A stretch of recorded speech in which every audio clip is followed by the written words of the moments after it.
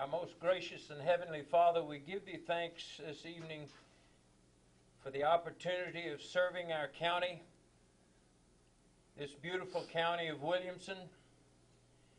Be with us, guide us, direct us in all we do. We ask in the name of thy Son, our Savior. Amen. Amen.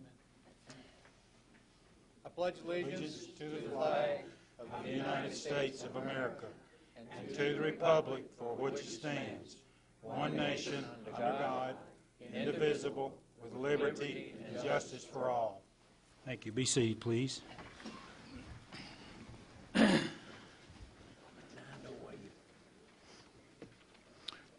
Roll call, Ms. Anderson. If you'd call the roll. If you're present, press your present button, the white button, so that we can have a roll call vote this evening, please.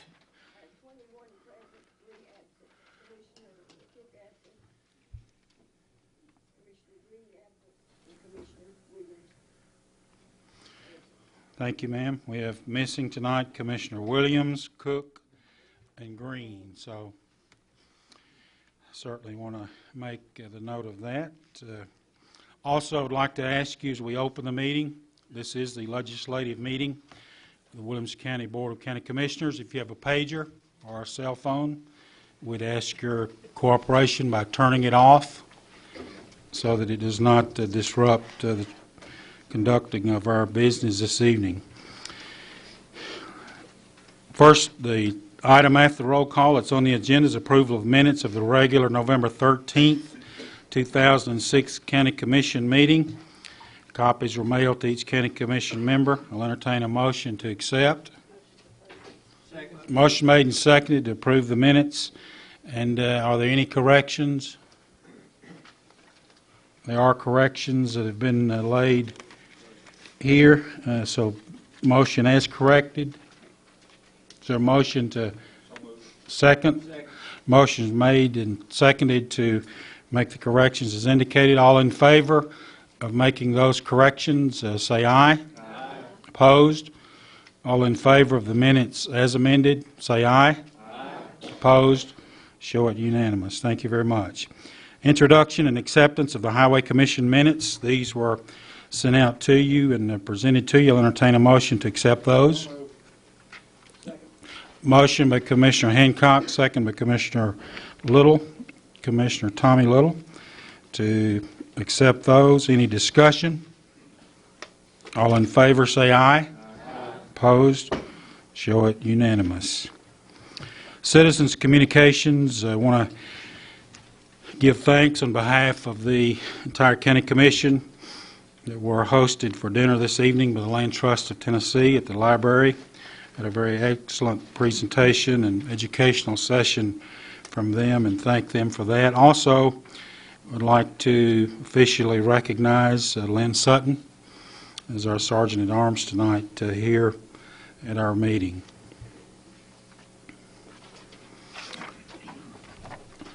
Under the Citizens Communications portion of our meeting, we have two individuals that have signed up. Jeannie Nelson. Jeannie, if you would come to the mic and give us your name and address for the record, and then we'll allow you to address the Commission. Welcome again. Thank you. Glad to be here. My name is Jeannie Nelson, and I'm the President and Executive Director of the Land Trust for Tennessee. I live on 5141 Granny White Pike in Nashville, just north of beautiful Williamson County. All right. Thank you. Do you need it again? I think you've got me. If you can, because you're on TV, so why don't you start over? Great. My name is Jeannie Nelson, and I'm the President and Executive Director of the Land Trust for Tennessee, and I live at 5141 Granny White Pike in Nashville, just over the line from beautiful Williamson County. And I enjoyed being with many of the commissioners earlier and telling them a little bit about what the Land Trust for Tennessee is doing in your county and what how we hope that we can be a continuing and ever-growing partner and resource for this commission and for the county as you all move through your planning processes and as you look for other ways to try to make sure that this county keeps what is so precious and unique about it, and that is an unbelievable balance between the historic, the economic growth, and unbelievably beautiful open space, and unbelievably important to both the economic and the growth. I want to just say that a couple of things. One is that the National Conference of Land Trusts just came to Middle Tennessee. 2,000 of the people who have changed their areas of the country, and 4 of their field trips went to Williamson County, and the response from people has been overwhelming about what you have here, and I wanted to pass that compliment along to each of you. Just to tell you that in the experience of the Land Trust for Tennessee in its 7 years, the response by private landowners, and that's what we do predominantly, is to work with private landowners who want to leave as part of their legacy that the land, the rural, the open space land they own will remain open space for future generations. And it is a great gift that these individual landowners leave for the good of this community as a whole. And we look forward to working with many, many more of them. I encourage all of you to feel free to call us at the Land Trust with any question about what we do or ways we can help you or your constituents. We have only one gimmick, and that is that our telephone number is 244-LAND. So I encourage you to do that.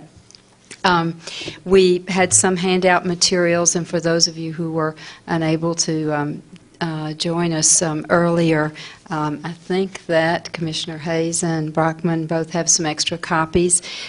What you will see there is a particular area of focus that we have, a map about what we call the Natchez Trace Corridor, or nickname Loveless to Leapers, which is an area on that side of your county where a number of private landowners have already decided that they want their land to remain open space, and we really want to work with you all and with the citizens of this county to give even more people the opportunity to do that. It will help save the land and the view sheds and the rural character of the western part of your county that surrounds the Natchez Trace Parkway, the 7th most visited part of the national park units across this country, and just one of the reasons that this is a special area, not to mention that there are more historic houses, historic sites there than in any other county in this country outside of Virginia. And we just don't happen to have had 3 presidents or 10 presidents or however many they had, or we would be ahead of them, I'm sure. So my compliments to you all for all that you've done, and I just entreat you to consider us as a partner and a resource for you in any way that we can be. Thank you. Thank you. Pam Rose.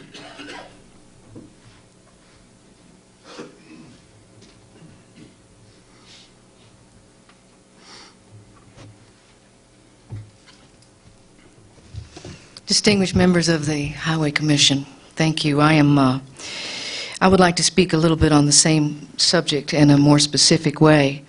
Name and address, please, for the record. Of course.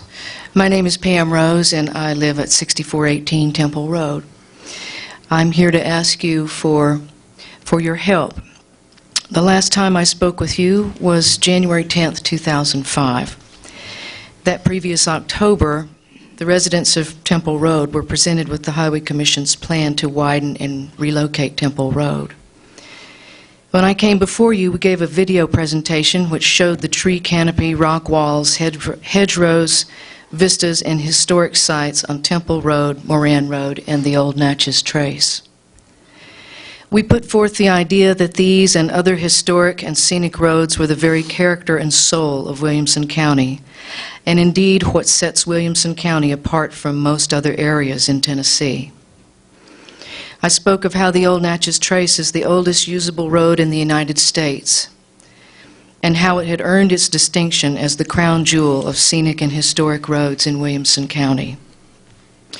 I spoke of how our concern was and still is that by widening, relocating, and increasing the right-of-way to a blanket 50 feet on Temple Road, Moran, and the Old Natchez Trace would destroy the character, change the appearance, and damage the inherent quality that we measure not only in beauty, but in value, both aesthetically and financially. I spoke on behalf of myself and like-minded others about our concern that Temple Road would be the first domino in a lengthy line of other rural road dominoes to fall. Also mentioned was the concept that whatever happened on Temple Road would happen on Moran Road and Old Natchez Trace, and that Temple Road would be held up as a model for every rural road in Williamson County. It was at that first meeting 2 years ago that myself and groups of other citizens first presented the idea of saving some of these precious vistas, rock walls, tree canopies, and rural roads that have been the hallmark of Williamson County. I would like to give a brief synopsis of what has happened since that night in 2004. An important event was the creation of the Old Natchez Community Association, formed to protect the interests of the Natchez Valley, Temple Valley, Harpeth River District, and the unique features therein. The founding members, in addition to myself, include Stephen Kelly, Richard Jett, Orrin Ingram, John Ingram, Tom Morales, and Robert Inman. After a resounding response in a public hearing and after hundreds and hundreds of emails supporting the concept of protecting these roads, and in disfavor of destroying the landscape without forethought, Commissioner Ernie Williams moved that the Special Roads Task Force be reconvened to deal with the matter of scenic and historic roads.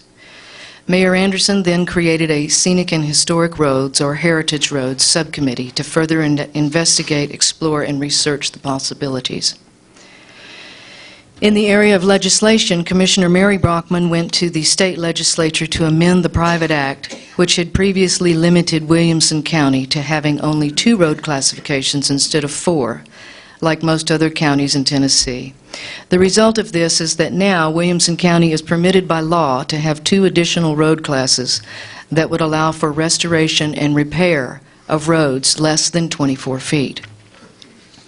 The Heritage Roads Committee, of which I am an appointed member by Mayor Anderson, met several times, and in one of these committees we actually saw a map, a mock-up of some 30 of these heritage roads woven like a thread into the fabric of our county.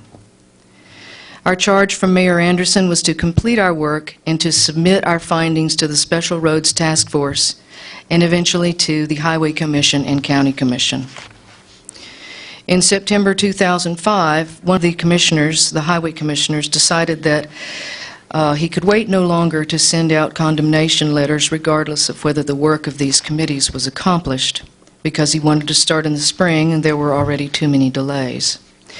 Shortly thereafter, along with many of my neighbors, I had a visit from the Sheriff's Department handing me official papers informing me that I was being sued under the power of eminent domain for my land by Williamson County, the county that I love and the county in which I have lived for 30 years.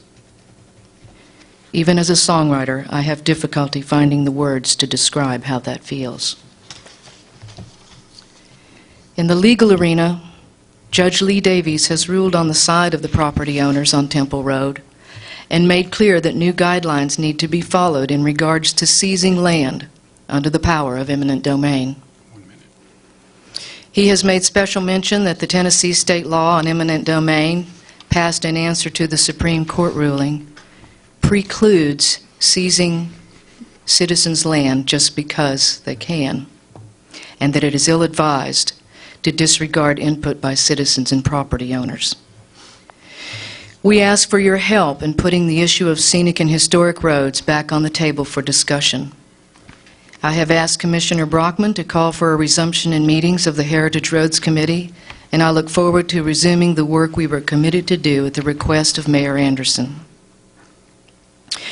We plan to discuss context-sensitive design, a process authored by AASHTO, which the Highway Commission already endorses and has been used extensively throughout the United States and on the Matt-Catcher extension here in Williamson County. You've heard Jeannie Nelson talk about the Land Trust and the Loveless to Leapers initiative, and we are proud that our area is included in that initiative plan. And the Natchez Trace Parkway, if that is the father road, then the old Natchez Trace certainly is the grandfather road.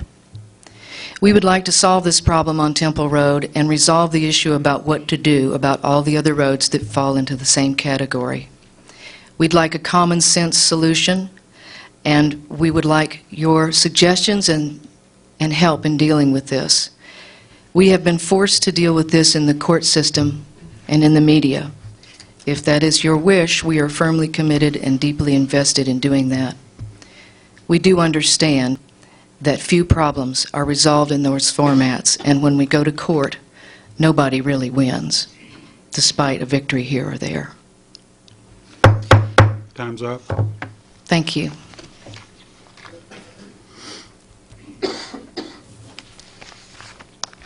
That concludes our citizens' communication this evening. Let the record reflect that Commissioner Williams is present and has joined us. Thank you for being here, Commissioner.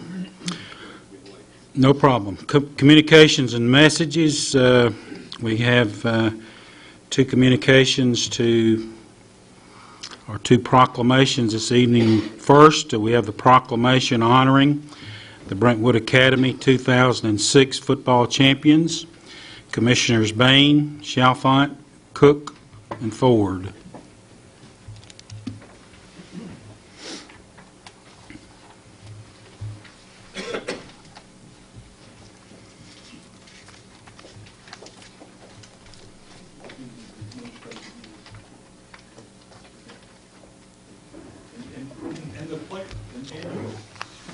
Everybody. This is a happy occasion. This is a happy occasion.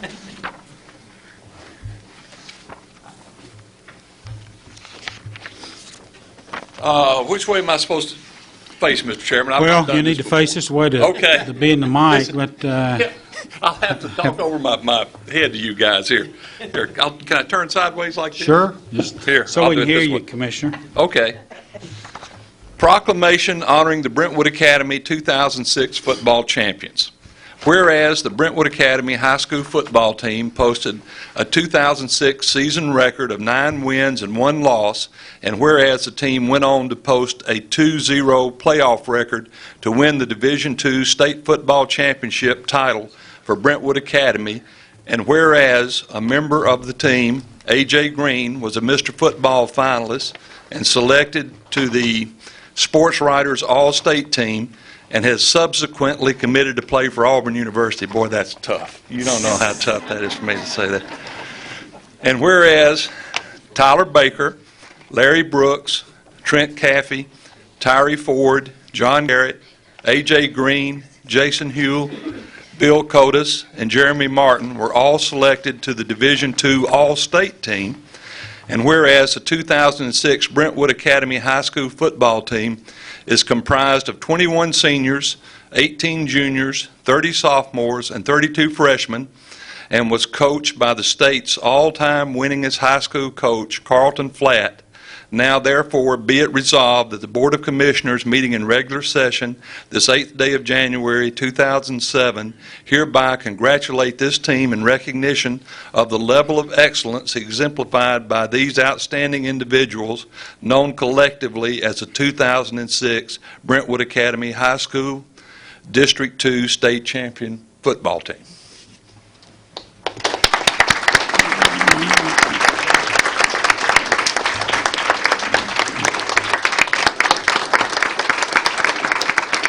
He's got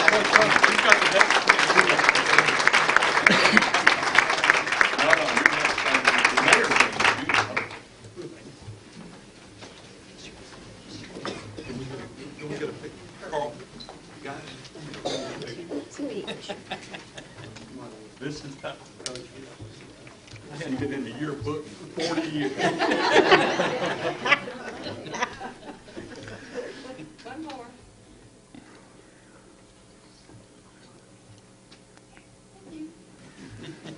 Thank you very much.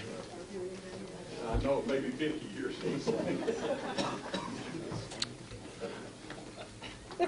Mayor Anderson?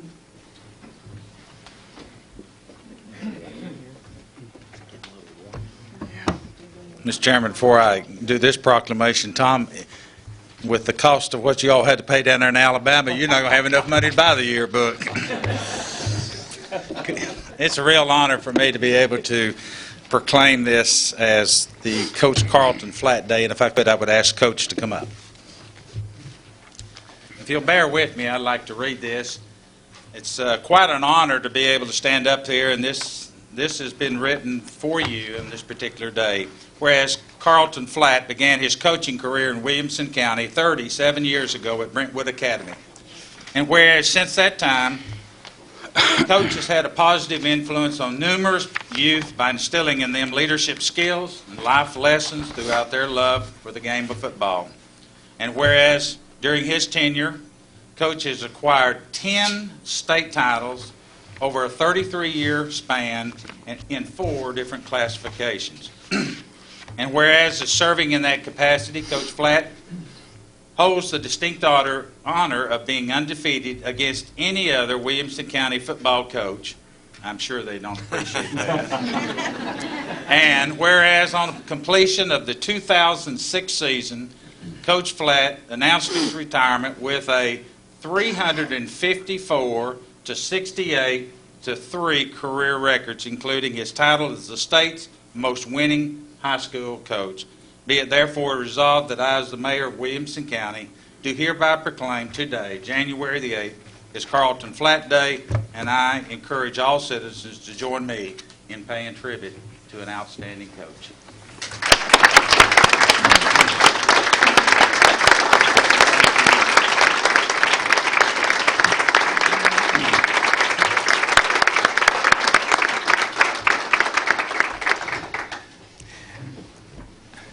Of course, I've lived here in our county for 30-something years, and there's one thing I would like one person I like to recognize, and he doesn't even know me, to my knowledge, but I've watched you guys on TV, and I've always wanted to meet Mr. Lynch.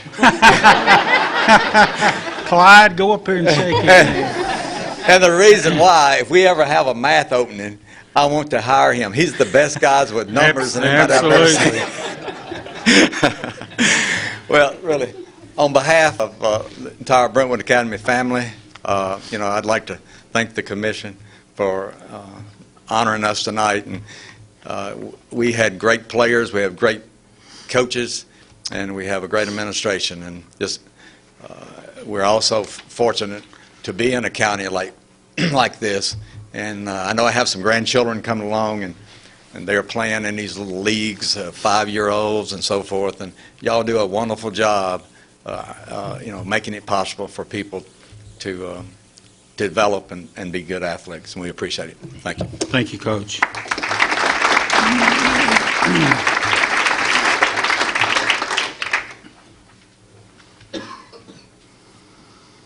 Other communications and messages. This is Clear Channel WCTV Channel 3.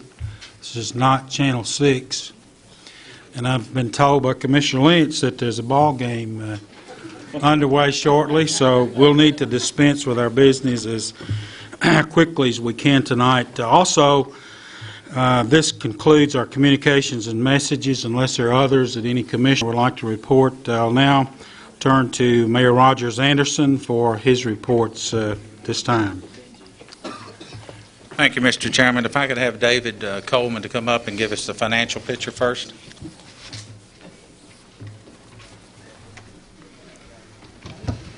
Mr. Chairman, Commissioners, you have in your packet tonight some information that's your normal reports for the month. We are doing a little catch-up since we didn't meet in December.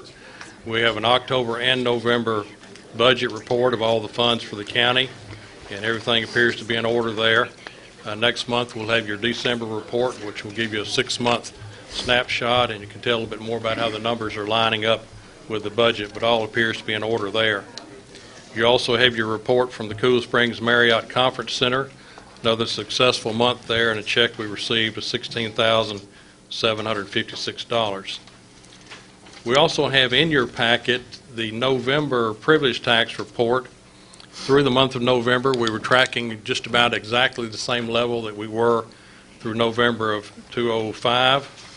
Your December report we just got today, and I think has been laid at your desk. December is down just a little bit from the previous month. I'm not sure if that's weather or holidays. Probably holidays because the weather's held up pretty good. But we're kind of on track to do the same we did last year on privilege tax, and that'll be very important as we get further along in our budget process. Any questions, Mr. Chairman? Any questions of Mr. Coleman? I see none. Thank you, sir. I'm sorry, one other item, we have on your desk also a copy of the 2006-2007 budget document that's prepared for us by CTAS. So as you get that and read through it, if you have any questions, we'd be glad to talk to you about that. Thank you. Mayor? Thank you, David.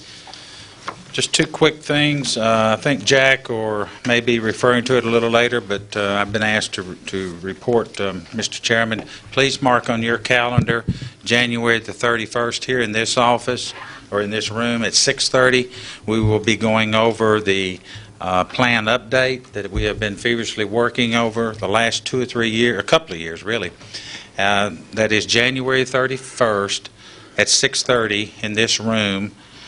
Dinner will be served that night, so if you would make an all-out effort to be here, because that will affect the future of the very issues that were discussed earlier this evening and how our county looks over the next 10 to 15 years. The other item I've got, Mr. Chairman, that I need to make reference to is on resolution number 10721. 10721 is a resolution to participate in the Tennessee Department of Economic Community Development 3-Star Program. This is the second year that we have done that, and that there is also several pieces of paper in there that would go over several things, such as the monthly financial reports from the different economic development programs. One of them would be the amount of volunteer hours that we've accumulated here in our county.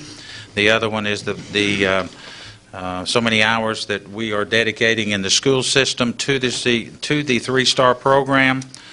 The amount of events that are being handled through the economic development community committee as it pertains to the 3-Star program. And these are all the different areas that we are addressing through this 3-Star program. And it is a county-wide program with the cities signing on, and the final step of this will be the county signing on that. I'll answer any questions that you may have. Any questions of Mayor Anderson? I see none. Is he not going to do your... I've been reminded that we have a complete set of the rules, regulations, and procedures of the Board of County Commissioners, the legislative body, and I'm told that you need to totally throw away the copy that's in your rules book and replace it completely with this totally up-to-date, complete set that we revised at our last meeting. So make sure each of you have a copy lying at your desk, so please refer to that. Mayor? I'm sorry, Commissioner. In my haste to address your all's needs a little later, I forgot we did ask legal counsel to address the ethics policy, and if I could ask you or through you to him to let Jeff address that. That is a very important piece of legislation that Nashville passed last year, and we do have some compliance issues that you all will need to sign on. If I could ask Jeff to do that, sir. Thank you, sir. Counsel? Yeah, as the mayor noted, last year the legislature passed the Ethics Reform Act, which requires all local governments to adopt ethical standards related to acceptance of gifts or disclosures of conflicts of interest. There are two particularly important aspects of this. One is the adoption of the policy. You've been provided with a CTAS spotlight and a model ethics policy under the Ethics Reform Act of 2006. It is a fairly straightforward document that CTAS has worked through. we have reviewed it and approve it as a legal document, you'll have to look at it for the substance of it. The significance of the CTAS document is that if you adopt the CTAS document, then you need no other state approval. If you adopt a policy which substantially differs from the CTAS policy, we will need to receive approval by the State Ethics Commission in writing, and the plan has to be adopted, filed, and accepted no later than June 30th, 31st, whichever one's the end of the month. 30th of this year. Failure to have one adopted by the end of this year may result in ouster of the elected officials at the local level. The second thing that is significant is that you have to file a personal disclosure of interest by January 31st of every year. That includes this year. You don't get to wait until after the policy is adopted. So you'll need to make sure that those are done. The penalty for failure to disclose may be up to $10,000.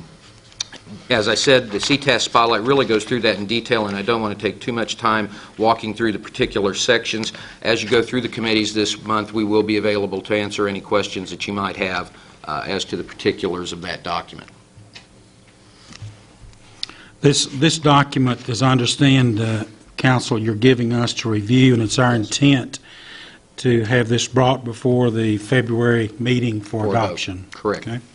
So it looks like this, the policy that has been written and adopted by CTAS. So please review that, and then also remember the requirement that the conflict of interest forms that I sent each of you through the mail must be filed by the Tennessee, must be filed with the Tennessee Ethics Department by January 31st, which is 13 days from today. So please... 23. 23. Can't even count. 23 from today, so that you can have on record. These forms have previously been filed with the Election Commission here locally, but they are totally outside of that filing situation, so you'll need to work with the Ethics Department through the state to make that filing. Commissioner Brockman? Is there something in, thank you, Mr. Chairman, is there something in the documentation that describes in detail what personal interest, defines personal interest in this document that we have? I'm trying to remember if there's a strict definition. It appears to be financial interest gained. The definition of gratuity and personal interest is fairly broad in that it also includes spouse and children living in the same household. I don't know that we've got in this document a definition other than that listed on the first page of the Model Ethics Policy, which is a financial interest. Any financial interest? Any financial interest. We can see if we can come up with some background material that might provide some clarification All right, for thank you. Anything else, Commissioner? No, that's it. Other questions on either of these two pieces? See none. Anything else, Mayor? Director of Schools, Dr. Sharber.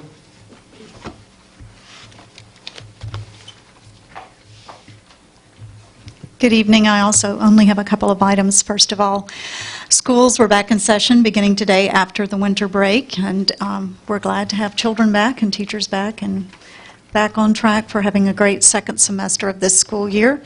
And also, Longview and Nolensville Elementary Schools are both well on track for being open in the fall, hopefully even on track to be open a little bit sooner than the fall, so we can actually move in at a more leisurely pace than we normally do, but we will see. We'll be glad if that happens. And we do have a couple of resolutions related to that on the agenda tonight, and I'd be glad to answer any questions you might have. Any questions? Commissioner Lynch, please. Well, I hadn't got a question. I'm going to volunteer my services. Thank you. But first I need to explain.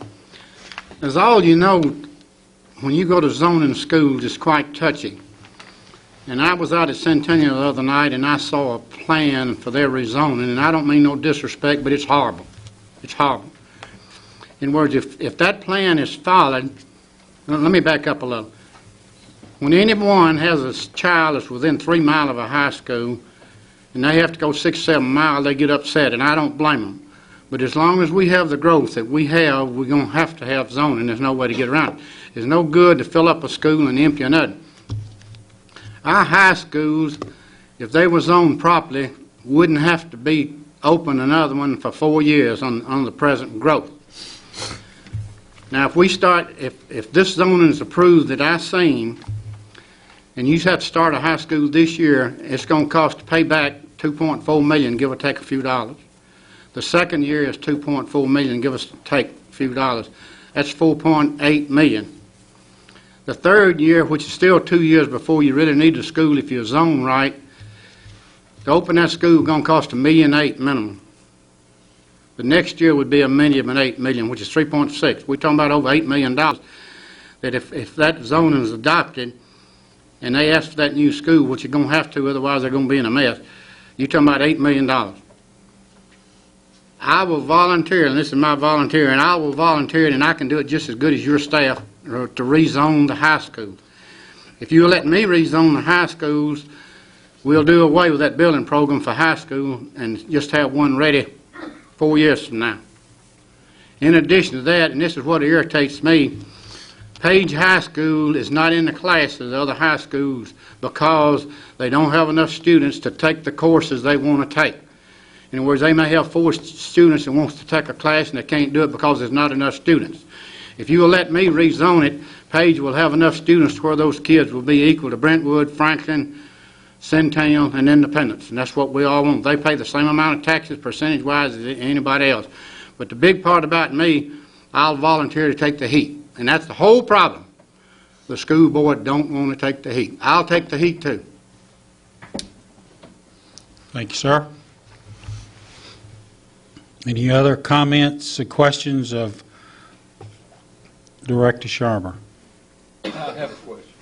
In the budget committee. Hold it, Commissioner. Man, punch your button there so I can get you Yeah, up. let me find it. Where is it? There you go. Which one is it? The blue one. There we go. All right. Now we're live. Go ahead. All right. In the Budget Committee, Superintendent, you weren't there. We have a new school where we're budgeting $125,000 for instructional equipment. We're moving from Nolensville Elementary to another larger school in Nolensville, has the same $125,000 in the budget. Could you explain that? That didn't seem right to me. I'd be glad to do that, or when the resolution comes up, I can do it either way. Do you want me to explain that now, Is that coming Mr. up Chairman? tonight? Yeah, That that's on the resolution's on the agenda for The tonight. resolution's on the agenda. I can do it either time. It's just up to whatever It's the your commission pleasure. wants. Let's do it now. Okay. Nolensville Elementary School is being rebuilt, but we are also rezoning hopefully 200 more children to the school than currently are in Nolensville Elementary School. We also have a school there that has kind of been between 300 and 400 children for many, many years, which means because of their small size, they have not earned very much per student money. And so for them to have had the same opportunity to keep up with instructional equipment as some of our larger schools, it just really hasn't been that opportunity. So we believe that they deserve the same kind of chance for instructional equipment that all the other schools do. And that was our thinking on that. As you could also see in the resolution, we didn't ask for as much money on many of the other items, because those were the items where they were putting that money, that little bit of money that they did get. Make sure I understand. The instructional equipment is maps, globes, projectors, carts, those kinds of... Computers, those kinds of Okay, things. all right. Thank you. You're welcome. Anything else? Any other commissioner have any question of Dr. Sharber? May I say something? Go right ahead. Chairman. I appreciate Mr. Lynch's offer. We don't really get too many offers to help us with rezoning other than just personal family offers. It is the school board's responsibility, and I do think they're willing to take the heat. I would like to stand up and say I think the school board is willing to take the heat, and they have certainly done that over and over again. And I believe when we present our 5-year plan, I don't think there is a high school on there for 4 more years. So we do understand, I think, what we have to do. Thank you. Commissioner Mills, please. Just a statement, and I don't know whether it's true or not, but I have been hearing that students from Franklin High will be zoned to Centennial or something. And I'm like Mr. Lynch. I don't see why these kids over here who are close to Franklin High will have to go to another school. So I'm not as brave. I might do like Mr. Lynch and say, okay, Mr. Lynch, I'll be on the committee with you. But I certainly would hate to see, those children move that far. Well, and I will try to answer this. What we have at Franklin High School is a school that's built for 1,800 children that already has more than 1,800 children. So children from Franklin High School need to be rezoned somewhere. And certainly Centennial High School is closer to children who live in the Franklin High School zone, many of them, than other schools are to the places where those children attend schools. There's not that much difference if you live inside the city limits of Franklin between being at Franklin High or Centennial High. And the students we're talking about rezoning from Franklin to Centennial, in my opinion, live just as close to Centennial, maybe 3/10 of a mile further, but certainly not very far. And certainly are much closer to Centennial or Franklin than many of our students are to their currently zoned high schools. But that is our issue with high schools right now, is Franklin High School. And literally, the staff had a proposal when Independence was opened to move more people out of Franklin High School to Centennial, and that proposal did not pass the board. So we're trying to redo something now to make that better. Commissioner Para? It's my understanding on one of the possible rezonings that you were talking about moving students that are in Franklin Special School District but east of I-65 to Page, which I would assume would be a fairly small number of students. Is that still on the plans, or did that ever change? Well, and understand, right now, anything that's out there is a plan. It's not an approval by the board. The board won't approve the rezoning until the end of January.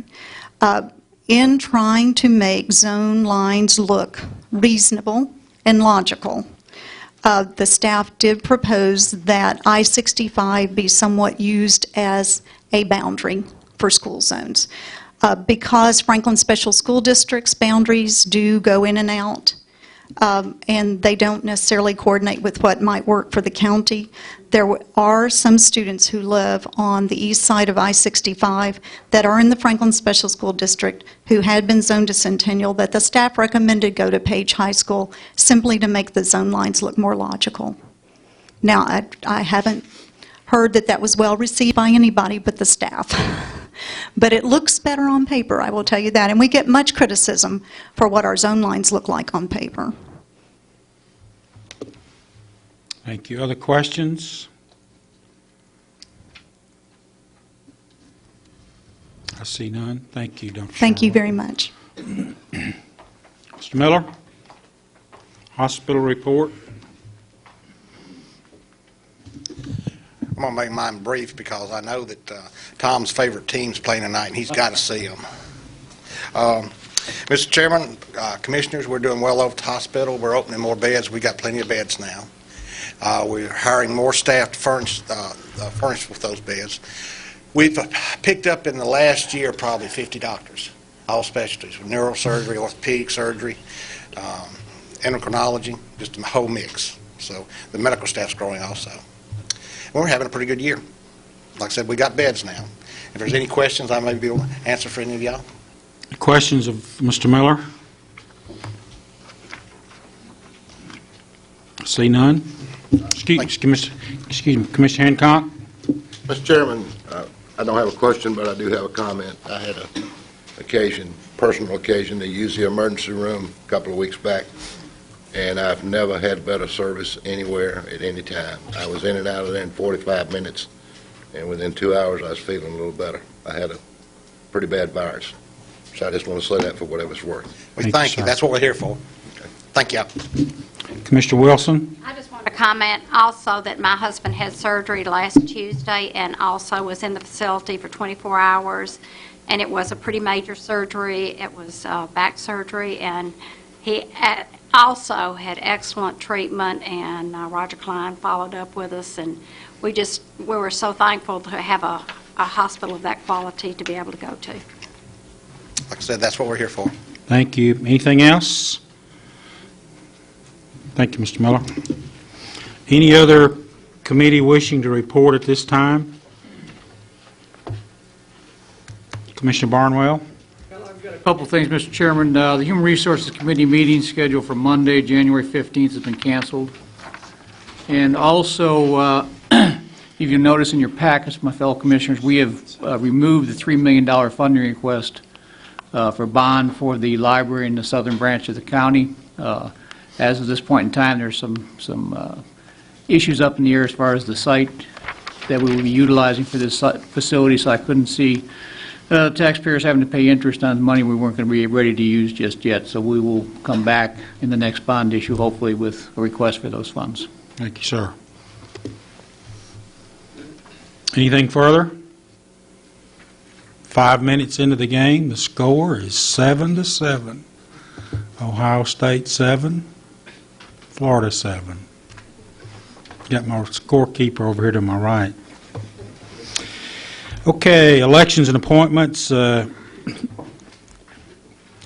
of the county mayor's recommendation. The county commission, agricultural committee, 2-year terms expiring. The farmer position, Glenn Beard. Nomination, Ralph Meacham.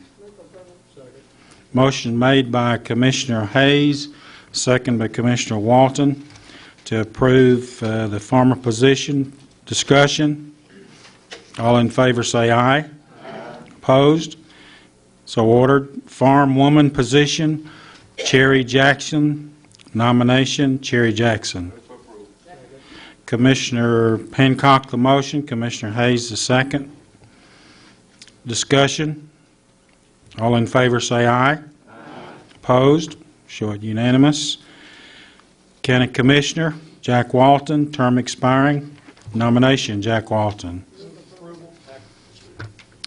Who moved it over here? Commissioner Davis, second. Commissioner Lynch. Discussion. All in favor say aye. Aye. Opposed? Show it unanimous. Adoption of the Agricultural Committee. Notaries, you each have information that's been sent out in the mail on the notaries. I'll entertain a motion to adopt. Commissioner Wilson, the motion. Commissioner Mills, the second. Any further discussion? I would like to declare a conflict of interest because I have a family member that's up for adoption, so I will declare conflict. All in favor say aye. Aye.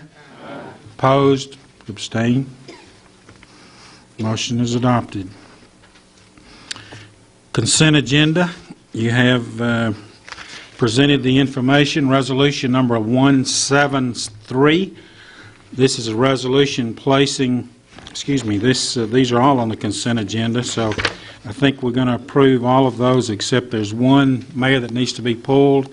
Commissioner Lynch. Mr. Chairman, I would like to pull the Highway Commission road list. We need an added amendment to this. Okay. All right, sir. When we get time in, Mr. Walton will make the amendment. All right, sir. So we're looking at the consent agenda that comprises 107.3, 4, and 5 that's up for adoption. I'll entertain a motion to accept the consent agenda as presented. Excuse me? Yeah, we're approving 3, 4, and 5, and we're pulling 19 off. So the motion should be to approve Resolution 3, 4, and 5. Is that your motion? Yes. Okay. Motion is made and seconded. Who made the motion? Commissioner Davis, second. Commissioner Langston for Resolutions 3, 4, and 5. Any discussion? All in favor say aye. Aye. Opposed? Show it unanimous. Commissioner Lynch, we're now to 107.19, resolution to adopt the 2007 Williamson County road list. Commissioner Lynch moves for adoption. Commissioner Walton the second. Explanation, Commissioner Walton. Well, I'd like to make an amendment. This is just a county road list that we adopt every year.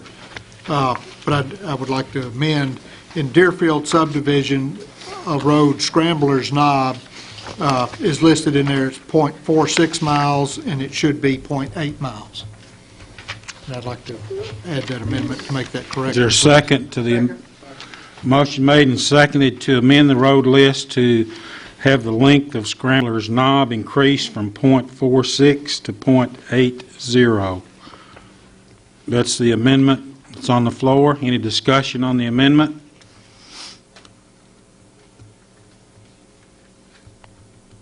It's loaded on the machine. Do you have the amendment loaded? Is this just a resolution? Okay, so this amendment, if you're in favor of the amendment, press your yes button. Opposed, your no button.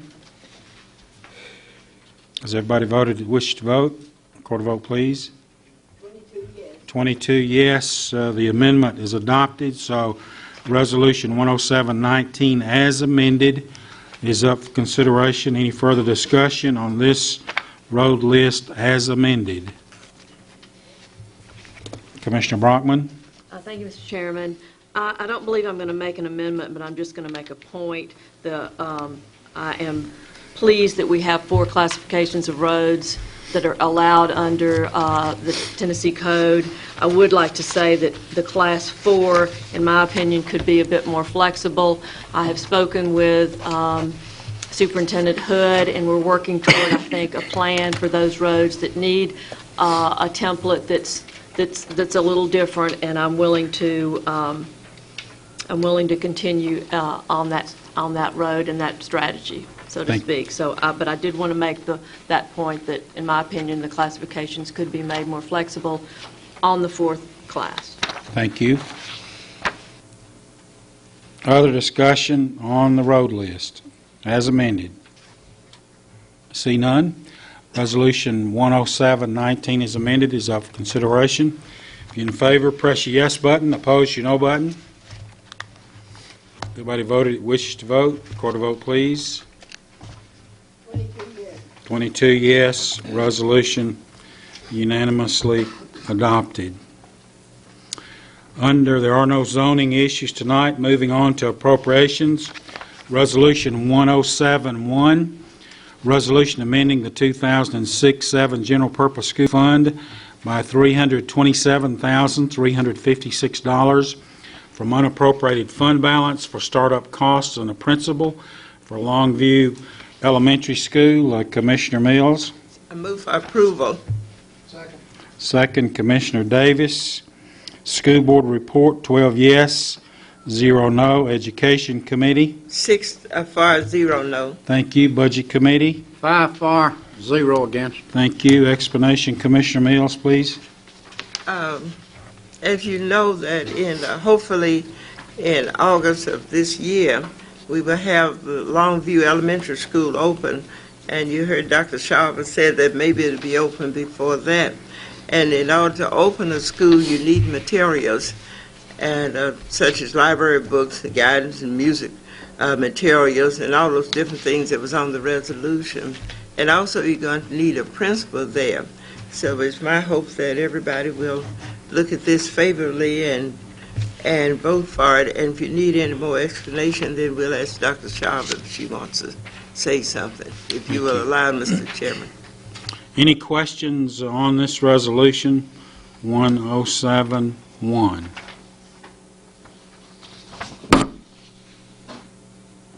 See none?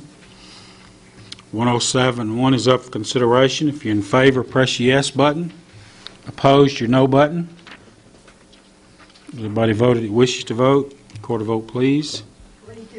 Thank you. Resolution is unanimously adopted. Resolution 107-2, resolution amending the 2006-7 General Purpose School Fund by $160,000 from unappropriated fund balance for startup costs for Nolensville Elementary School. Commissioner Mills. Move for approval. Second, Commissioner Wilson. School Board report, 12 yes, 0 no. Education Committee. 6 yes, 0 no. Budget Committee. 3 yes, 2 no. Explanation, Commissioner Mills. We've had some explanation just a few minutes ago from Dr. Sharper, but if you look at the heading, you'll see that we are starting up a new school in Nolensville, and there are things that we need, particular library books, and you remember the Association of Accreditation sort of censored some of our schools because we didn't have enough. So it's my hope that you will vote for this, but if you need any more explanation, then we'll ask Dr. Sharp if she will come through you, Mr. Chairman.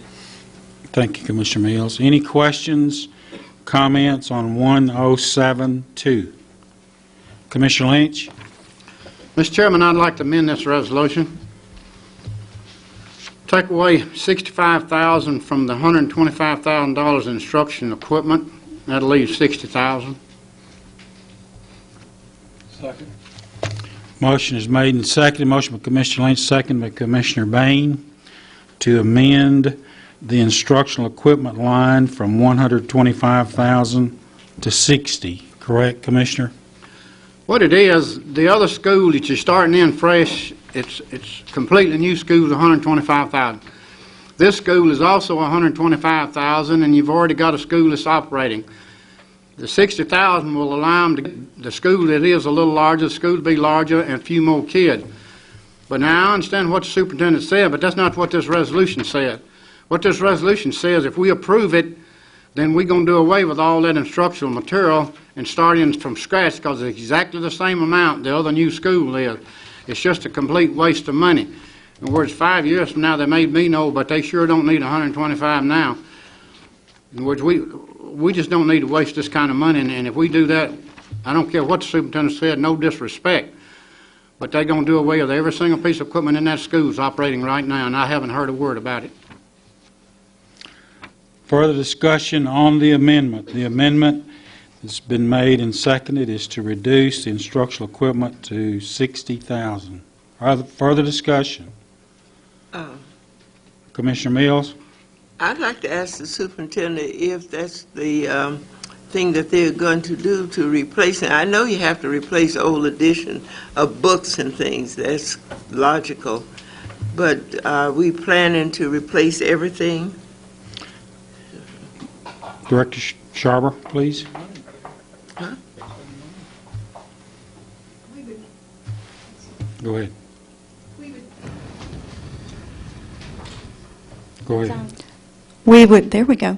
We would not be planning to replace anything that's usable. We would move anything that's usable and good. And the reason we put this in at the same amount was because we asked the principals, especially what we started with, was asking Mr. Gannan, who just opened Chapman's Retreat, did what we propose for startup costs do the job for opening Chapman's Retreat? And in fact, based on his information, we increased at Longview the other materials, the music materials, the other things, because he said those were not quite adequate enough. The instructional equipment was enough. We didn't do without anything. We were trying to treat the opening of the two schools as equitably as possible. We don't give any guidance about the instructional equipment. We don't say you must buy this many of this many of that. We let the schools decide. When we first began giving the new schools funds, startup funds, which was back in 1998, before that, when we opened new schools, we just kind of budgeted what we could and hoped for the best. And many of you were around when, like, we opened Brentwood High School, and they didn't have nearly enough of what they needed to open the school. And Mr. Bain probably remembers that. And fortunately, we have progressed as a county, and we understand that when the school opens, you don't need to just be ordering things. You need to have the money ahead of time. You need to order it ahead of time.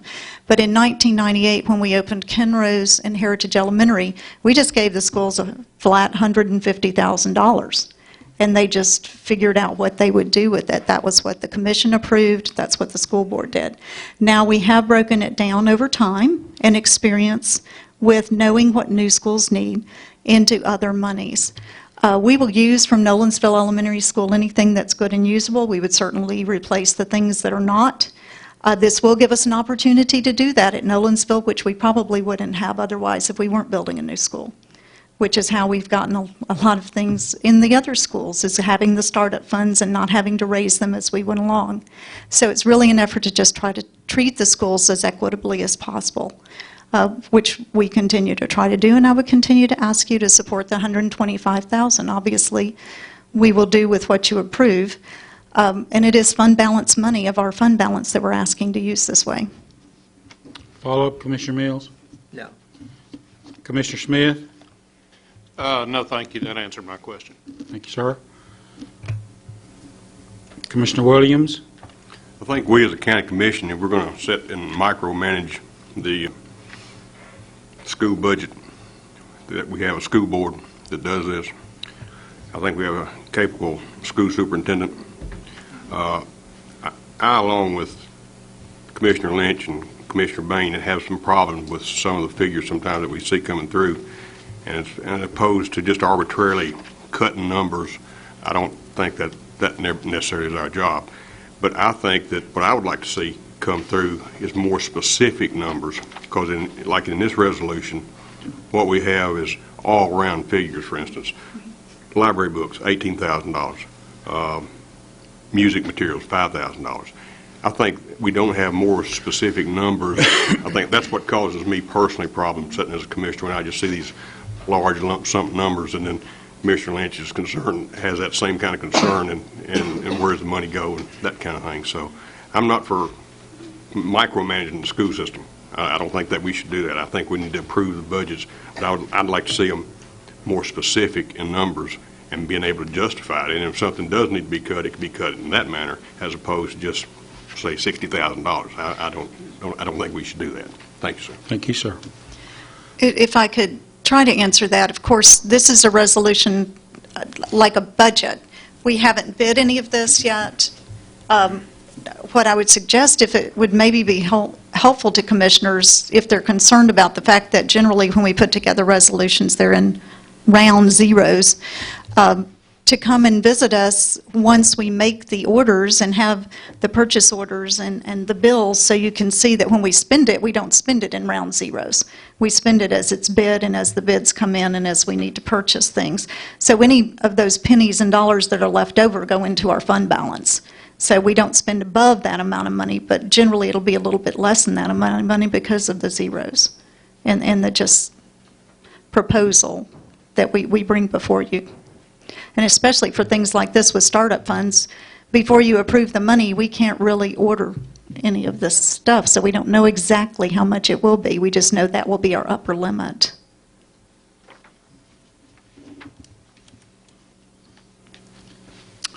Commissioner Bain, you've not spoken to the resolution.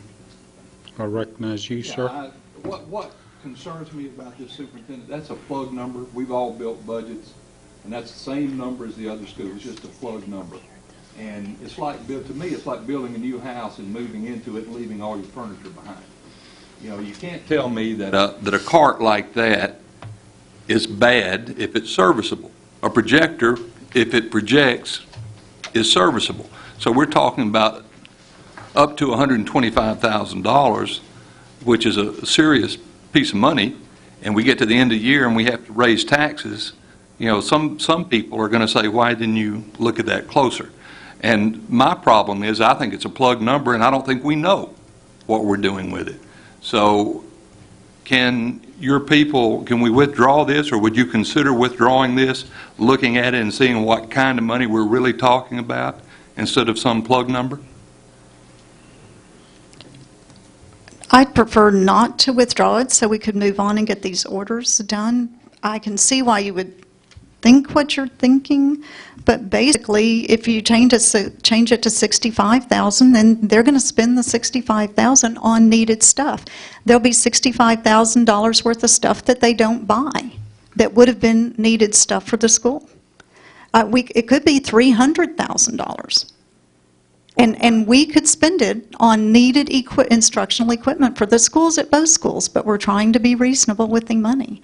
And I really don't think we're going to have a tax increase because of the difference between $65,000 and $125,000 on this particular resolution. Now, we may need a tax increase, but it'll be over other things besides this particular resolution. Follow-up, Commissioner Bain? No. Okay. Commissioner Hancock? Mr. Chairman, Commissioners, I think what Commissioner Bain is getting at will be accomplished, because once this is bid, Commissioner Bain and Mr. Chairman, the money's going back into fund balance if it's not used, and the bid process is used for all of this. So whether you plug it in before or after, the end result's going to be the same. I mean, I'm assuming we do what we normally do, which is bid these things. So money won't be spent just because it's there. These items will be purchased and they'll be bid, and if the bids come back low, we just won't use the money. They won't use the money. They go right back where it come from. Commissioner Ford? Thank you, Mr. Chairman. Director Schwab, I think I heard you say that these numbers were developed based upon some protocols, some openings of schools, so there is some backup out there to these numbers that we haven't seen. Were they provided into the committees, into the budget committee? Were those reports provided in of how these numbers were arrived at, or were in the committees was this resolution brought like this? The resolution was brought like this to the committees. The Education Committee didn't have any questions about these resolutions. I believe the Budget Committee had the same concern that's being expressed this evening. Some members of the Budget Committee had these same concerns, but we were not requested to bring any further detail. We've been doing these kind of startup resolutions since 1998, and generally we haven't been asked these questions. Maybe we should have, and we'd sure be more prepared for this. Yeah, I think on the one of opening the new school, brand new, not a replacement, I saw that one kind of sailed through. So I think what I'm hearing and what I'm feeling is that lack of backup, lack of substantiation behind these numbers, and I can understand reducing it 60,000 because it's, you've got a school that's half the size, it's already there. You and I have already talked about, are we opening a new school for only 400 kids, that type of thing, and we differ a little bit on whether or not we're doing that. So I can understand that. My sense is we go ahead and reduce this to 60,000, then if we see the backup, there's always a chance. This is not our last chance at this. We can get another cut at this apple if we guys want it, and we can take another cut at another 60,000 if we see documentation on another 60,000 worth of needed equipment. But at this point, we just haven't seen it, it's my opinion. Commissioner Mills, you're the maker of this resolution, and I'm going to come back to you, but I want to go then to the other folks that have not spoken. You have any follow-up? Yes, sir. I would hate to see us not vote for this resolution, and I would hate to see us reduce what we're looking at in this $125,000. As the superintendent said, it is taken from fund balance, and that if it is not used, then it will be placed back in there. And if we withdraw this, then it would probably keep the Nolensville School from coming online in August as we wanted to. So I think, and as Commissioner Williams said, we want to be very careful that we are not trying to micromanage the school board. So I'm really for this. Thank you, ma'am. Commissioner Davis? Call for the question. Second. There's a second. Question been called for. All in favor of the call of the question, say aye. Aye. Opposed? No. Question been called for. So we'll be voting on Resolution 1072 as amended to reduce the instruction equipment to $60,000. That's the amendment that's on the floor. It'll be reducing from $125,000 to $60,000. That's the amendment. You're only voting on the amendment, not as amended. You just confused everybody. We're voting on the amendment. The amendment that's on the floor, made by Commissioner Lynch and second by Commissioner Bain, is to reduce the instructional equipment to $60,000. That's the amendment that's on the floor. All in favor of that amendment, press your yes button. Opposed, your no button. Has everybody voted that wishes to vote? Record a vote, please. 9 yes, 13 no. 9 yes, 13 no, so the amendment is defeated, so we're back to the original motion, 1072, in its entirety, $160,000 total. Any discussion on the original motion. Commissioner Lynch? This county commission is responsible financially for everything we do. We're responsible to the school system financially, even though we don't micromanage. Now, last year, they had a tax increase in the education system, and they had an $18 million fund balance. Why do we need $18 million fund balance when we've had a tax increase in the education system? In other words, there's no way in the God's world they're going to need this money. No way. Unless they do away with every single piece of equipment they got over at Nolan School, and they're not going to do that. Thank you, sir. Commissioner Hester? If I may ask a question concerning the instructional equipment, I was present at the budget meeting, but I am not on the budget committee. My understanding is that part of this money is for a copy machines that teachers and staff members would use. May I ask this question, sir? Go right ahead. Mr. Chairman. Ask it through the chair, please. I don't know if Leslie Holman would be. Would you address, Commissioner, address the Thank you, question to sir. the chair, please? Yes, sir. Copy machines. Are copy machines included in the $125,000? Dr. Sharber, you heard the question, please. Our budget director is saying no. Copy machines are not part of this instructional equipment. Thank you very much. You're welcome. Anything further, Commissioner Hester? No, sir. Thank you. Thank you. You're welcome. Other questions on this resolution as presented? See none? If you're ready to vote for Resolution 1072, press your yes button. Opposed, your no button. Has everybody voted that wishes to vote? Record a vote, please.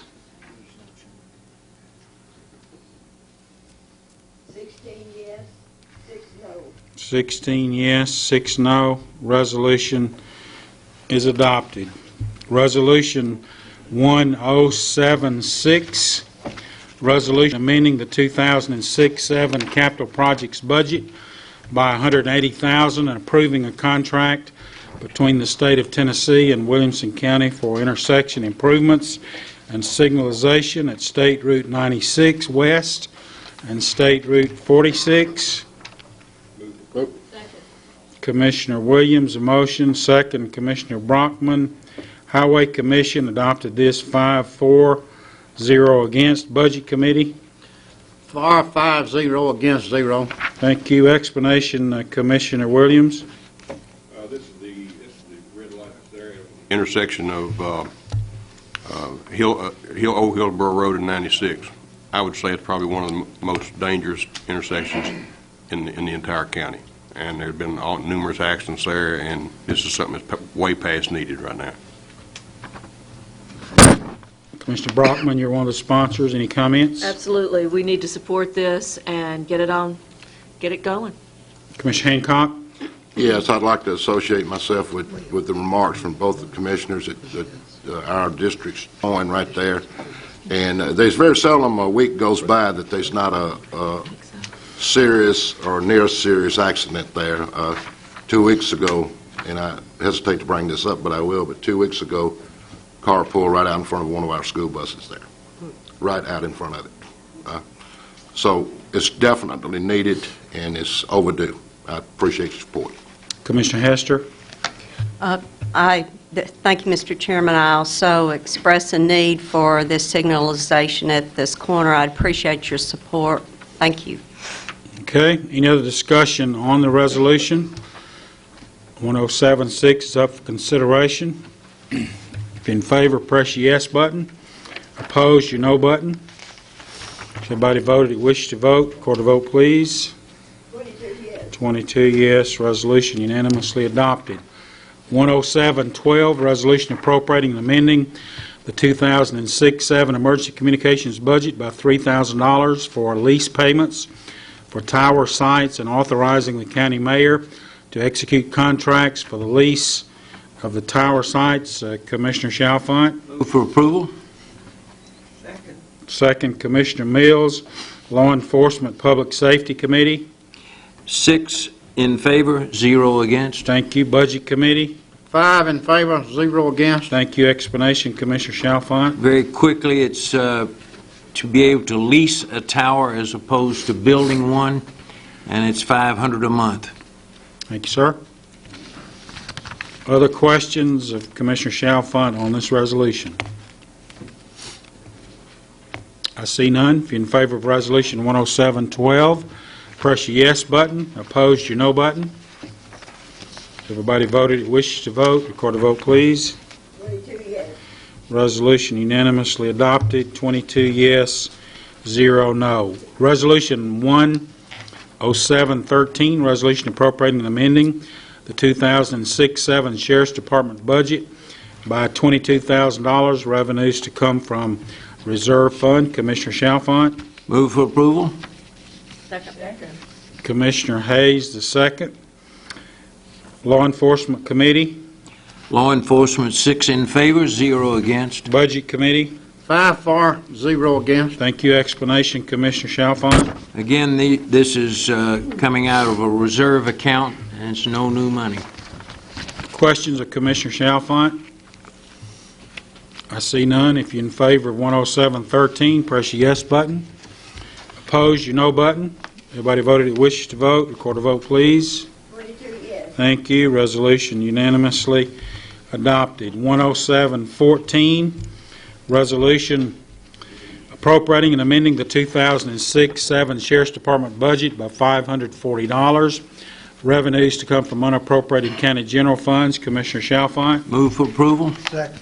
Second, Commissioner Davis. Law Enforcement Committee. Law Enforcement, 6 in favor, 0 against. Thank you. Budget Committee. 5 for, 0 against. Thank you. Explanation, Commissioner Chalfant. Again, these are fees collected for this purpose, and it's used in location of children suffering from autism or other disabilities. Thank you, sir. Questions of Commissioner Chalfant? I see none. Resolution 10714 is up for consideration. If you're in favor, press your yes button. Opposed, your no button. Everybody voted wishes to vote. Record a vote, please.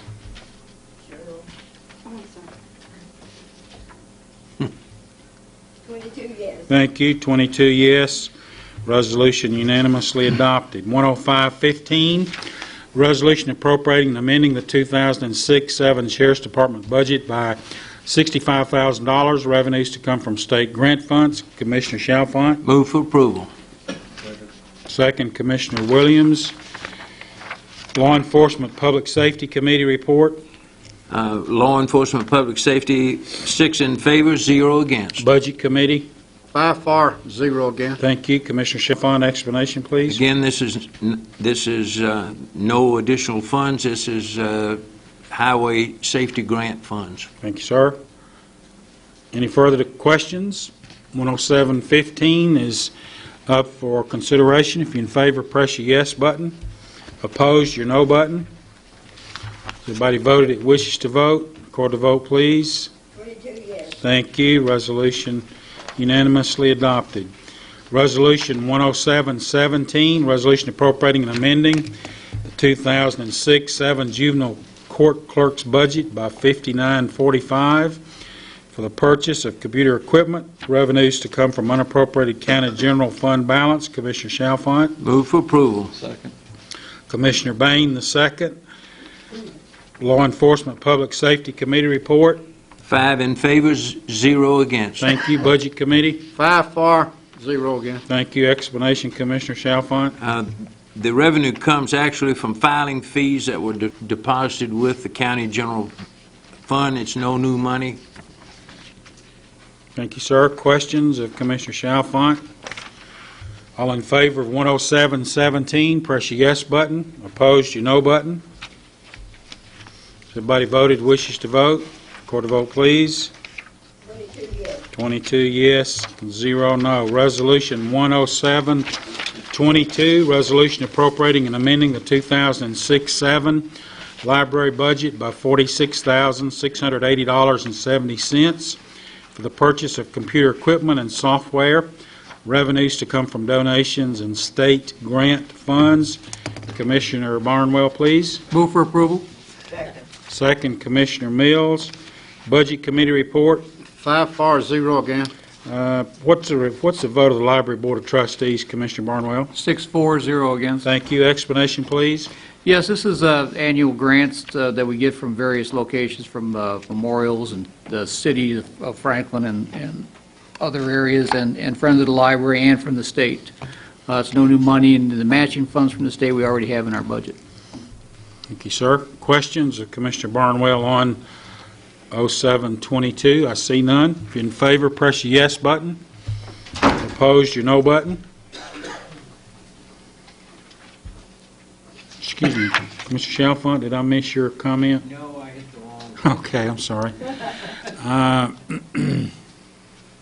Everybody voted that wishes to vote? Record a vote, please. 22 yes. Thank you. Resolution unanimously adopted. Now we're to this part of the resolution on the debt service funds, resolutions 23, 24, 25, and 26, and I want to introduce resolution number 10723 to get it on the floor. Resolution authorizing the transfer of $1,550,000 from the debt service fund to the capital project fund to finance the acquisition and installation of air conditioning equipment at the Ag Expo Park. Commissioner Lynch. Move approval. Second.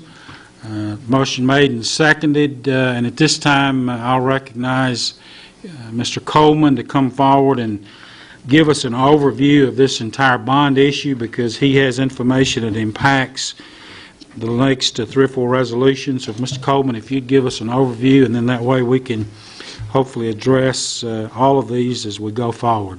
Thank you, Mr. Chairman. Actually, we'll be kind of looking at these companion resolutions 107, 23, 24, 25, and 26, and giving you some information impacting all of those. The first one that you read on the $1,550,000 coming out of the general debt service fund balance. We have with us tonight some heavy backup for me. We've got Ashley McAnulty from Stevens, our financial advisor, and Jeff Oldham from Bassberry and Sims, our bond counsel. And Bassberry has recommended that the funds that were received on the sale of the BGA parcels last spring should be used towards another capital project. There's twofold reason for doing that.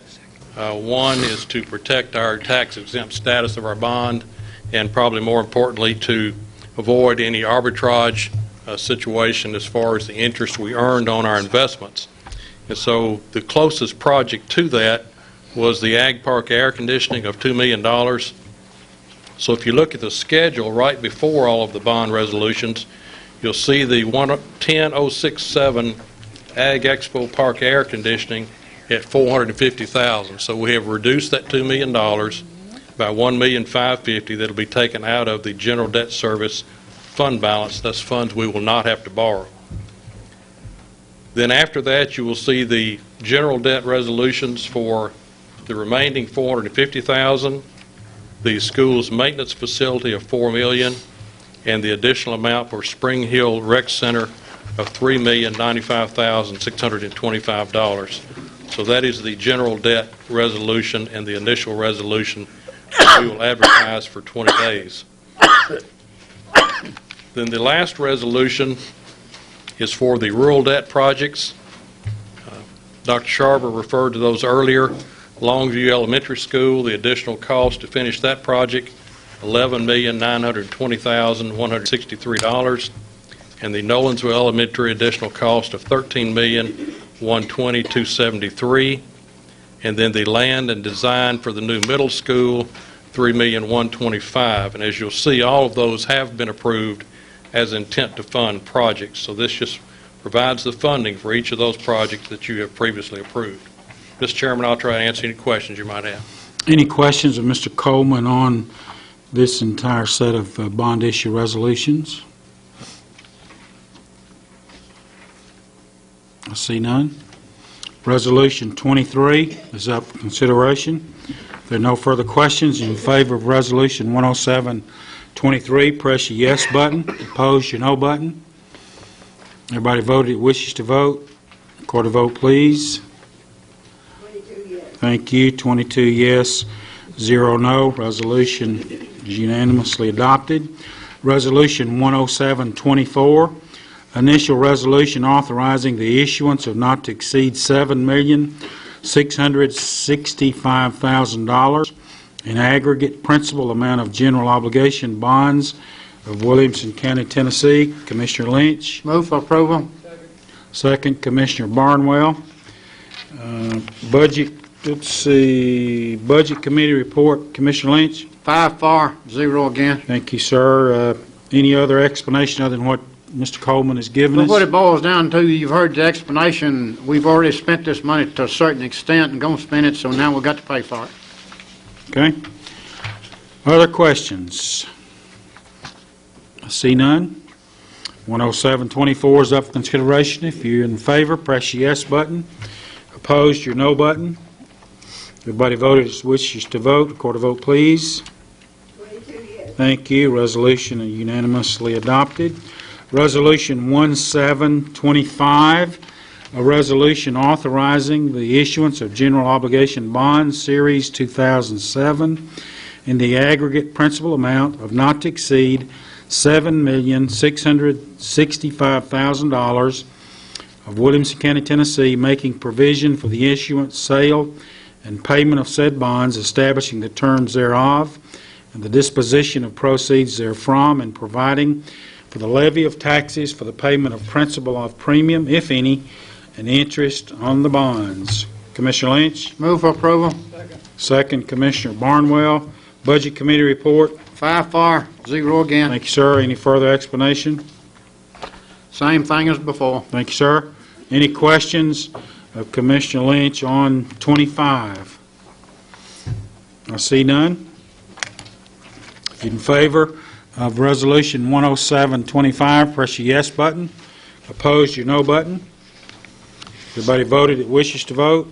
Record a vote, please. 22 yes. 22 yes. Resolution unanimously adopted. Resolution 10726, a resolution authorizing the issuance of County District School Bond Series 2007 in the aggregate principal amount of not to exceed $28,460,000 of Williamson County, Tennessee, making provision for the issuance, sale, and payment of said bonds, establishing the terms thereof and the disposition of proceeds therefrom, and providing for the levy of taxes for the payment of principal of premium, if any, and interest on the bonds. Commissioner Lynch. Move for approval. Commissioner Barnwell, the second. Budget Committee report. 5 for, 0 against. Discussion on this resolution. I noticed at the top of this, and Mr. Coleman, you might have mentioned it, did you cover the change on this to county district school bonds? Would you address that, please? I don't believe I did, Mr. Chairman, but I'd be happy to do Would that. you please do that, sir? For years and years, we have called these rural school bonds, and in all of our records, that will be the same designation, but our financial advisors have asked us to consider changing the name on the ones that actually appear in the market to county district school bonds. Because of the size of our bond issues, they're going nationwide now to a lot of the large financial firms, and sometimes that designation rural kind of leaves a connotation that maybe it's a smaller growth area with only farmland and maybe less ability to pay for the bonds, which is certainly not the case in Williamson County. So they've just asked for marketing purposes that we might change that name. So that's what you'll see on the bonds themselves, but all of our records will still indicate rural school bonds. Thank you, sir. Questions of Mr. Coleman or Mr. Lynch on 10726? I see none. If you're in favor of 10726, press your yes button. Opposed, your no button. Everybody voted that wishes to vote. Commissioner Hayes. Record a vote, please. 22 yes. 22 yes, 0 no. So that gets us through all the bond information. Just an update. 13 minutes left in the second quarter. Florida 21, Ohio State 14. Resolution 1-0727, Resolution appropriating and amending the 2006-7 Parks and Recreation budget by $3,000, revenues to come from donations. Commissioner Lynch. Move for approval. Second, Commissioner Smith. Budget Committee report. 5 for, 0 against. Thank you. Explanation. This is money come from a donation that's to be applied to the operation from Camp Will, which is a great project. Questions on this resolution? See none. In favor of this resolution, press yes button. Opposed, your no button. Everybody voted it wishes to vote. Record a vote, please. Thank you. Resolution unanimously adopted. Resolution 10728, resolution appropriating and amending the 2006-7 Election Commission budget by $64,850. Revenues to come from unappropriated county general funds. Commissioner Lynch. Move for approval. Second, Commissioner Bain. Budget Committee. 5 for, 0 against. Explanation, please, sir. What this is, we had 3 elections they had to pay for, and they wasn't expecting that much. This money has already been spent. We've got to approve it. Questions of Commissioner Lynch on this resolution? I see none. If you're in favor of 10728, press your yes button. Opposed, your no button. Everybody voted that wishes to vote. Record a vote, please. 21 yes, 1 no. 21 yes and 1 no. Resolution is adopted. Moving on to the other part of the agenda, resolution number 1077, resolution in support of fiscal year 2007 Community Development Block Grant application for waterline extension project in the HB&TS Utility District area and authorizing the county mayor to execute said grant to Commissioners Hester and Hancock. Move for approval.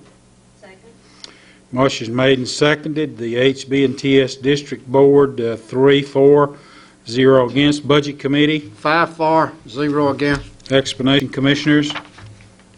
Yes, Mr. Chairman, this is a grant. Well, it's actually to supply potable water through HB&TS to one of the few remaining areas in the county that doesn't have potable water. There was some very serious problems with springs and wells out there.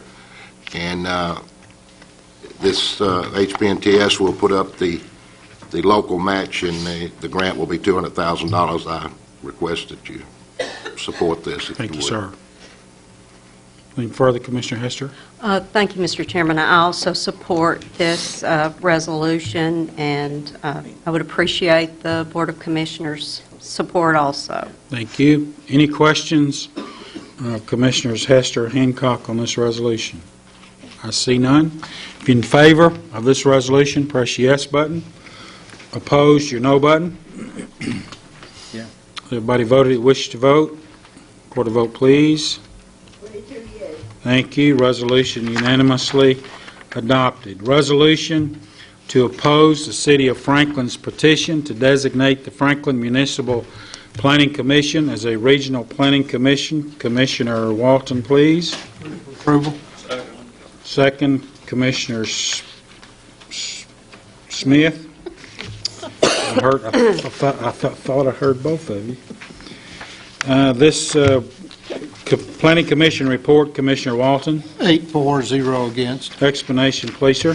If I may, Mr. Chairman, I'd like to defer to Mayor Anderson. Thank you, sir. Mayor Anderson. Mr. Chairman, I'll be quick on this. The resolution, this is the second such resolution that has been passed by the City of Franklin, the first one being in June '05, in which you voted against that. And both of these resolutions have sought the designation of as a regional planning commission on behalf of Franklin. In its simplest form, these are the issues that if you all should not pass this, that there's just not been a lot of guidance on how you're going to accomplish these different designations. Let me just throw a few out to you. Williamson County would still retain administration of the zoning and sign administration within the area. Williamson County would retain the inspection of all buildings within the area. While the roads would be constructed to Franklin standard, they would be maintained by the Williamson County Highway Department. Any text amendments to the zoning ordinances would require review by the Franklin Planning Commission. Any map agreements within the UGB would have to be reviewed by the Franklin Planning Commission. And the Williamson County Board of Zoning Appeals would retain authority for the special uses, the variances, and appeals within the UGB. The Williamson County wastewater regulations would remain in force within the UGB. Williamson County stormwater regs would remain in force within the UGB. And although Franklin would be permitted to require performance agreements and accept surety, only the attorney for the county is granted the authority to enforce any such agreements. We're currently going through the planned update process, and considerable discussion has occurred regarding the issues concerning not only Franklin but the other municipalities and the townships within Williamson County. While no formal recommendation has been made, as we made reference to the meeting on the end of this month, it's clear that the intergovernmental cooperation between the UGBs is in all parties' interest. This cooperation could only be possible if all parties are willing to discuss the outstanding issues in a manner that concedes that not only there will be differences of opinion, but respect those differences of opinions. These differences of opinion were not born of disinterest on the other one's view, but rather acknowledgement that the interests of Franklin and the county do not directly coincide. It's my recommendation that you not approve the course and to disapprove what Franklin has asked us to do. I'll answer any question. Commissioner Parra? I don't have a question for the mayor. I would just comment. I do support this resolution because I think we have a responsibility to the people that live in the urban growth boundary and also for a lot of the issues outlined here. But I do think we need to find a way forward. There's not a lot of cooperation, in my opinion, between the city and the county. I can give you example after example. There's a subdivision right now that was brought to the county, that was kicked to the city. They denied the annexation. It's back to the county, and the city's looking at it again. It's just, it doesn't have to be this way. I'm working with Bobby on maybe coming up with a resolution that'll maybe bring us together. And it's not just Franklin, it's all the municipalities, as the mayor outlined. So I hope you'll consider supporting it at that time, and I hope you'll support this resolution. Thank you. Thank you. Commissioner Hester? Thank you, Mr. Chairman. As much as I also want to be cooperative with the city of Franklin and the other municipalities as well in the county, I feel that I am supporting this resolution. I'm voting yes to this resolution. I feel at best it is premature. And I feel that our Williamson County Planning Commission has done a good job. Thank you. Thank you. Commissioner Brockman? Thank you, Mr. Chairman. I agree with Commissioner Parra. I think we have got to come up with a better solution. If it's not giving them, the City of Franklin, the authority to make their regulations appropriate in the UGB, and we've got to come up with something better. I'm really torn about this because I think they are looking toward the UGB in a very progressive manner in terms of how that should match the city standards. But I know that there's conflict here, it's just as our mayor has outlined. So I'm torn about exactly how to vote on this, but I do think we've got to come up with a better solution. Thank you. Commissioner Hancock? Call the question. Is there a second? Question being called for. All in favor of call the question, say aye. Aye. Opposed? Call the question. The question been called. So Resolution 1078, opposing the City of Franklin's petition relative to the Regional Planning Commission. If you vote yes, then you support this resolution, which is opposing that petition. In favor, press your yes button. Opposed, your no button. Everybody voted who wishes to vote. Record a vote, please. 21 yes, 1 no. 21 yes and 1 no. Thank you. Resolution is adopted. Resolution 1079, a resolution to modify personnel policies of Williamson County, Tennessee. Commissioner Barnwell. Move for approval. Second. Second, Commissioner Mills. Human Resources Committee, 6-4-0 against. explanation, please. Yes, so this is just housekeeping to get the hierarchy of the survival of a employee that has the death benefit paid to full-time employees. And I'll defer to Mr. Weber if he had any questions. Okay. Any questions of Commissioner Barnwell on this resolution 1079? I see none. If you're in favor of 1079, press your yes button. Opposed, your no button. Everybody voted that wishes to vote. Record a vote, please. 22 yes. Thank you. Resolution unanimously adopted. Resolution 10710, resolution authorizing the county mayor to execute contracts for the lease of tower sites on the Friends of Wireless Telecommunications Tower. Commissioner Chalfant. Move for approval. Second, Commissioner Mills. Law Enforcement Public Safety Committee report. 5 in favor, 1 abstain. Thank you. Budget Committee. 5 for, 0 against. Thank you. Explanation, Commissioner Chalfant. This particular tower has become available for our use within the overall communications plan that we have for the county. Thank you, sir. Commissioner Hayes. Yes, I'd like to declare a potential conflict and will abstain this. My husband is one of the principal in the Friends of the Wireless. I realize there's no money involved here, but to avoid any perception of conflict, I would choose to abstain. Thank you. Other questions, comments on Resolution 10710 with Commissioner Hayes abstaining? If in favor of Resolution 10710, press your yes button. Opposed, your no button. Record a vote, please. 21 yes, 1 abstention. 21 yes, 1 abstention. Resolution is adopted. Resolution 10711, a resolution adopting the Williamson County Multi-Hazard Mitigation Plan. Commissioner Chalfant. Move for approval. Second, Commissioner Mills. Law Enforcement Public Safety Committee. Law Enforcement, 6 in favor, 0 against. Thank you. Budget. 5 for, 0 against. Thank you. Explanation, Commissioner Chalfant. This was that little album that we received a month or so ago, about 2 inches thick, but it's required for our mitigation plan for the county, and I move for approval. Well, I've already moved. Okay. Further discussion. Commissioner Chalfant thought he meant to read it again, right? Yeah, that's right.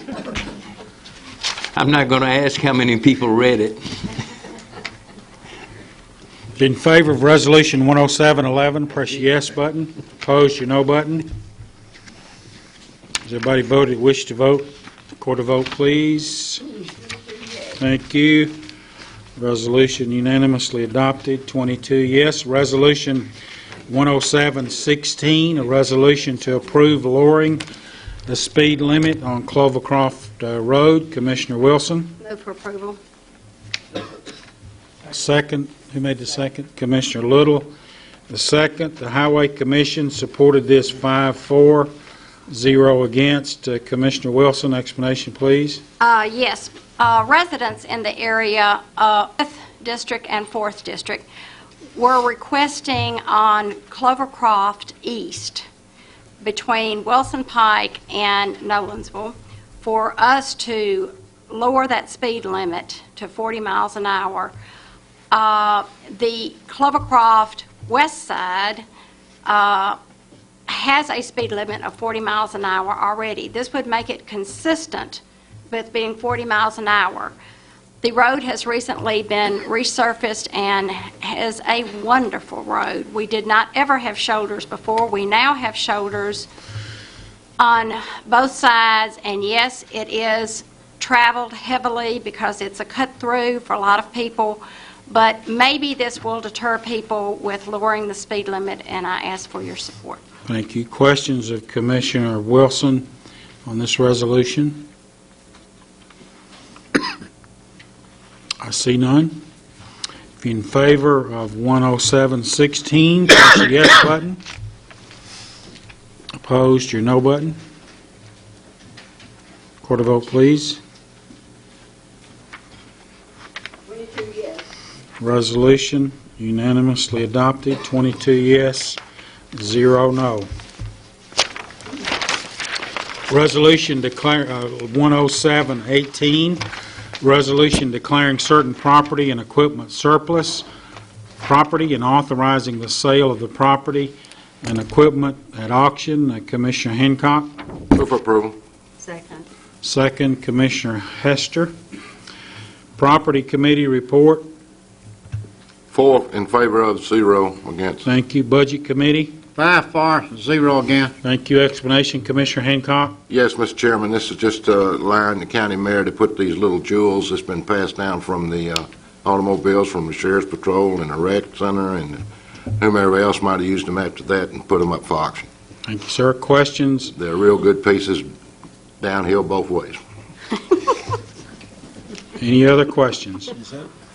I see none. 10718 is up for consideration. If you're in favor, press your yes button. Opposed, your no button. For the vote, please. 22 yes, 0 no. Motion is unanimously adopted. Resolution 10720, resolution to affirm compliance with Federal Title VI regulations. Commissioner Hayes. Move for approval. Second. Commissioner Wilson, the second. This went through Education Committee. 650 again. Thank you.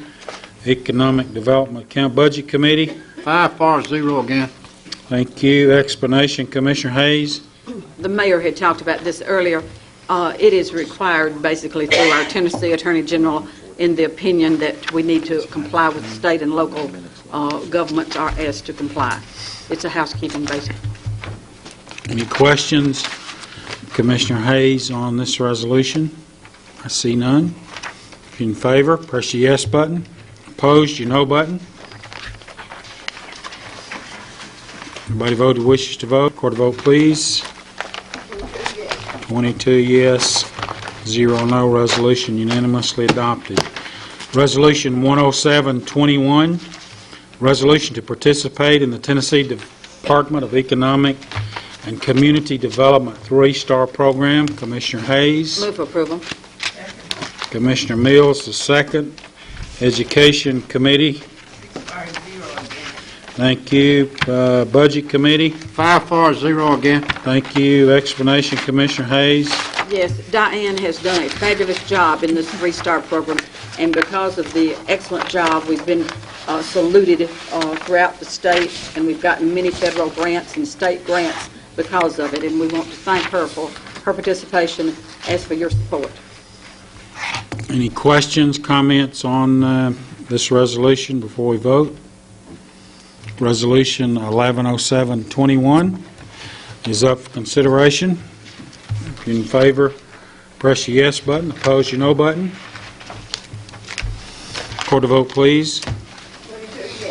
Resolution unanimously adopted. Is there anything further, any reports, anything to come before the Commission before we adjourn? I'm told the score with 8 minutes left in the half. Florida 21, Ohio State 14. Is there a second? Motion made and seconded. We adjourn. All in? Yes, sir. Excuse me. Commissioner Jones here with us. Glad he's recovering and coming along. Glad to see Thank you here you. with us, Ricky. Commissioner Brockman. Thank you. We are going to reformulate that Heritage Road Subcommittee. Commissioner Hancock and I have served on it and want to continue to do so. We've had changes in the commission. If anyone else is interested, would love to hear from you. Thank you. Very well. I'll entertain a motion to adjourn.